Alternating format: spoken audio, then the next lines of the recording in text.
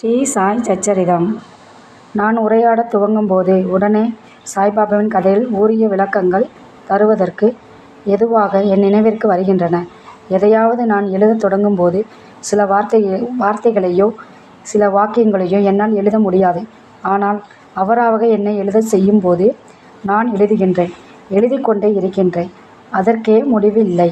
சீடனின் ஆங்காரம் தலையெடுக்கும்போது அவர் தமது கரங்களால் அதை கீழே அழுத்தி தமது சக்தியை கொடுத்து அவனது குறிக்கோளை எய்தும்படி செய்கிறார்.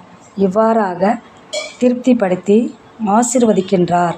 சாயியின் முன்னால் எவன் சாஷ்டாங்க சரணம் செய்து தனது இதயத்தையும் உயிரையும் அவரிடம் சமர்ப்பிக்கின்றானோ அவன் வாழ்க்கையின் 4 முக்கிய குறிக்கோளாகிய அறம், தர்மம், பொருள், செல்வம், இன்பம், ஆசை, வீடு, முக்தி இவைகளை எளிதில் அடைகின்றான். ஓம் சாய்ராம். குருவே சரணம். எல்லா உயிர்களும் இன்புற்று வாழ்க. ஓம் சாய்ராம்.